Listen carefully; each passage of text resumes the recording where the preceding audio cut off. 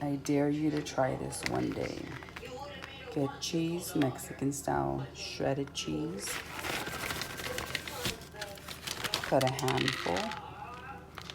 Spread it around, well, maybe 2 handfuls. And put it on the plate. Spread it around. Put it in the microwave for 1.5 minutes, and I'll show you what comes out. This is how it looks when it comes out of the microwave. After a minute, go ahead and open the microwave, air it out, close it, and continue for another 30 seconds. And then you lift it up. You kind of blow on it, let it get a little stiffer. You see how there's really no oil left on the plate. So blow on it, let it get stiff a little bit, and here you go. That's how crunchy it comes out.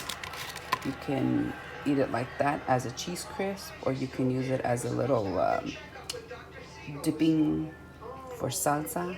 Yummy.